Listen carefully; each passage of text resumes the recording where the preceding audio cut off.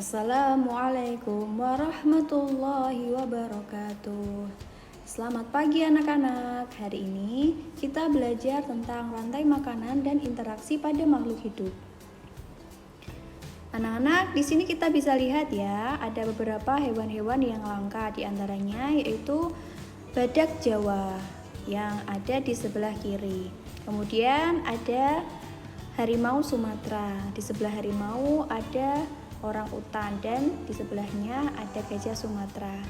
Banyak hewan khas yang berasal dari Indonesia yang terancam punah dan hampir langka. Apa ya yang menyebabkan hewan-hewan tersebut semakin langka? Ya, yang menyebabkan adalah berkurangnya ekosistem hutan sebagai tempat hidup mereka. Hutan sekarang banyak ditebang untuk diambil kayunya dan dijadikan tempat pemukiman dan perkebunan. Selain untuk tempat tinggal, hutan adalah sumber makanan bagi hewan-hewan tersebut. Sehingga dengan berkurangnya ketersediaan makanan akan menyebabkan rantai makanan terganggu dan berakibat pada populasi hewan tersebut berkurang. Untuk mencegah hal tersebut terjadi, kita harus menjaga habitat-habitat hewan sehingga ekosistem tetap terjaga kelestarian. Apa itu rantai makanan? Rantai makanan adalah peristiwa makan dan dimakan antara makhluk hidup dengan urutan tertentu ya. Contohnya di sini bisa kita lihat pada gambar. Dari padi itu berperan sebagai produsen, dimakan oleh konsumen satu, yaitu burung pemakan biji. Kemudian dari burung pemakan biji ini akan dimakan oleh ular sawah yang berperan sebagai konsumen dua. Kemudian dimakan oleh burung elang yang berperan sebagai konsumen 3. Nah, burung elang ini bisa disebut juga dengan konsumen puncak karena tidak ada yang memakan burung elang setelahnya. Nah, kemudian burung elang akan mati ya. Kemudian dari bangkai elang tadi akan diuraikan oleh bakteri. Sehingga bakteri ini tadi akan menguraikan bangkai dari elang untuk menjadi sebuah zat anorganik yang akan diserap kembali oleh produsen, yaitu pada gambar ini adalah padi. Makhluk hidup dalam rantai makanan dibedakan berdasarkan perannya, yaitu sebagai produsen, sebagai konsumen, dan sebagai dekomposer atau pengurai. Apa itu produsen? Produsen adalah makhluk hidup yang mampu menghasilkan makanannya sendiri, contohnya seperti tumbuhan hijau. Contohnya yaitu padi, rumput, tanaman jagung, dan lain-lain. Kemudian konsumen. Nah, konsumen ini merupakan makhluk hidup yang tidak bisa menghasilkan makanannya sendiri. Konsumen dibedakan menjadi dua ya, yaitu konsumen primer dan sekunder. Konsumen primer itu merupakan konsumen satu, yaitu hewan herbivora atau hewan pemakan tumbuh-tumbuhan. Contohnya ada belalang, tikus, burung pemakan biji, dan lain-lain. Nah, kemudian ada konsumen sekunder. Konsumen sekunder ini diantaranya yaitu konsumen 2, konsumen 3, dan konsumen 4. Nah, konsumen sekunder ini bisa berupa hewan karnivora dan hewan omnivora. Hewan karnivora merupakan hewan pemakan daging, sedangkan hewan omnivora merupakan hewan pemakan tumbuhan dan pemakan daging, yaitu memakan dua-duanya maksudnya. Contohnya ada ular, harimau, singa, elang, dan lain-lain. Kemudian peran sebagai dekomposer. Dekomposer bisa disebut juga dengan pengurai. Dekomposer adalah organisme yang memakan organisme mati dan produk-produk limbah dari organisme lain, contohnya jamur, cacing, bakteri, dan lain-lain. Produsen dan konsumen yang mati ya akan dirombak oleh pengurai, akan diuraikan oleh dekomposer ya, pengurai menjadi zat-zat yang dapat digunakan kembali oleh produsen sehingga terciptalah sebuah rantai makanan. Selanjutnya kita belajar mengenai piramida rantai makanan. Nah, piramida rantai makanan di sini ada sebuah produsen ya, produsennya berupa tumbuh-tumbuhan hijau. Kemudian konsumen satu ya, konsumen satu di sini ada tikus, belalang, dan ulat.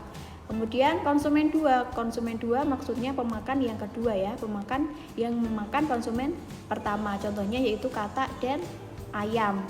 Kemudian konsumen 3 atau konsumen puncak, di situ ada ular dan elang. Nah, konsumen 3-nya yang berperan adalah ularnya karena ular dapat dimakan elang. Kemudian konsumen puncaknya yaitu elang. Nah, di sini produsennya pada piramida ini Pada trofik yang pertama itu merupakan makhluk hidup tingkat 1. Jadi produsen pada piramida itu dinamakan makhluk hidup tingkat 1. Kemudian konsumen 1 pada piramida dinamakan makhluk hidup tingkat 2 karena berada pada trofik yang kedua ya.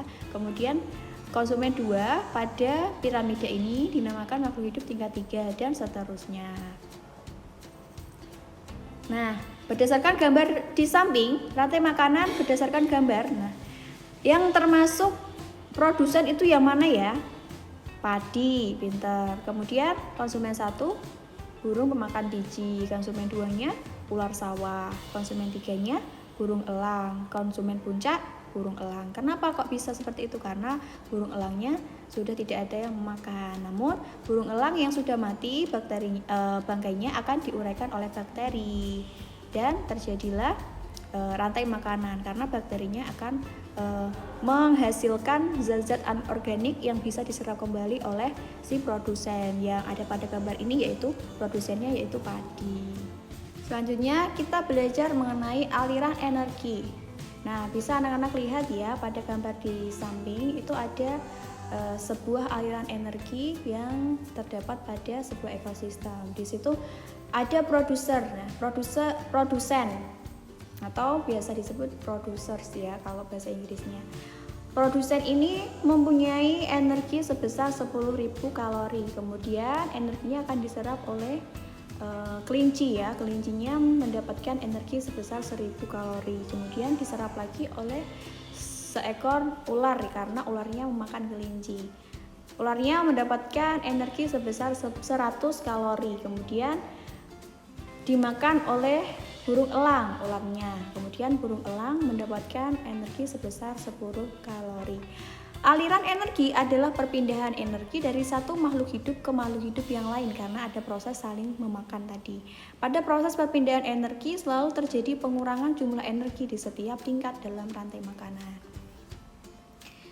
Selanjutnya kita akan belajar tentang interaksi makhluk hidup. Setiap makhluk hidup itu tidak dapat hidup sendiri anak ya, bukan hanya manusia yang tidak dapat hidup sendiri, tapi makhluk hidup seperti hewan dan tumbuhan juga tidak dapat hidup sendiri.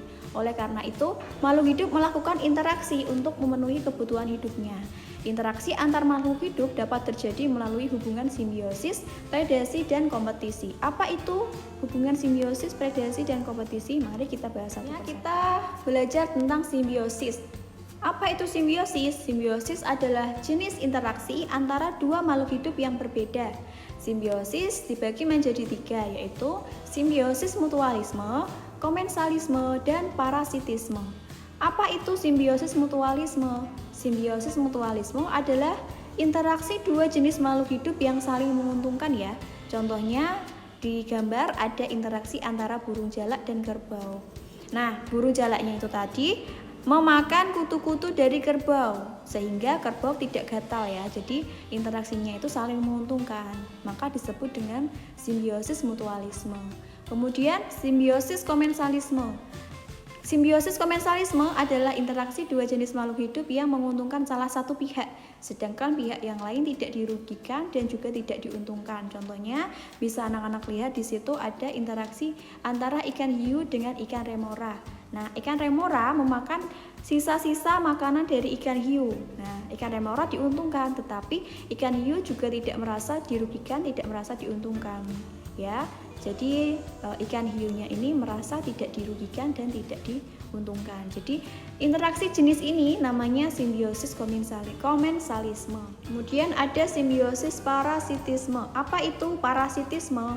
Parasitisme adalah interaksi dua jenis makhluk hidup yang menguntungkan salah satu pihak, sedangkan pihak yang lain dirugikan. Contohnya bisa anak-anak lihat di bawahnya itu ada interaksi antara tumbuhan tali putri dan tumbuhan inangnya ya. Jadi tumbuhan tali putri ini memakan makanannya si tumbuhan inang, sehingga tumbuhan inang merasa dirugikan. Nah, jenis interaksi seperti ini dinamakan simbiosis parasitisme karena ada yang diuntungkan dan ada yang dirugikan. Selanjutnya kita belajar mengenai predasi. Predasi merupakan hubungan makan dan dimakan antar makhluk hidup. Predasi ini biasa kita temui ya pada rantai makanan. Pada interaksi ini salah satu makhluk hidup berperan sebagai predator atau makhluk hidup yang memangsa. dan yang lainnya berperan sebagai prey atau makhluk hidup yang dimangsa. Predasi bisa dilihat pada rantai makanan, yaitu peristiwa makan dan dimakan antara konsumen 1 oleh konsumen 2, konsumen 2 oleh konsumen 3, dan seterusnya. Bisa anak-anak lihat, contohnya itu singa memakan zebra ya. Nah, interaksi ini disebut predasi karena yang singa itu memakan zebra. Singa disebut sebagai predator, sedangkan zebranya disebut sebagai prey. Selanjutnya ada kompetisi. Kompetisi merupakan persaingan antara dua makhluk hidup atau lebih untuk memperebutkan sumber daya yang sama di tempat yang sama. Sumber daya yang diperebutkan yaitu makanan, air, ataupun tempat tinggal ya. Contohnya persaingan antar kelompok zebra dan jerapah pada ekosistem padang rumput, saling berebut air, makanan, ataupun tempat tinggal ya.